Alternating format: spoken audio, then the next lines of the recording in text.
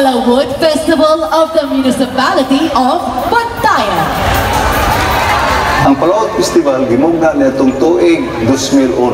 Adunay upat ka basic steps ang maong sayaw na nagsundog sa paglangoy sa mga isda ug lihok sa ilang sining. Siga sa sulo ug kaabtik sa mga mananagat sa pagbugsay. Laktod na pagkasulti, ang maong festival naghulagway sa panginabuhian sa mga Bantayanon nga mao ang pagpangisda sa abunda namo nga kadagatan.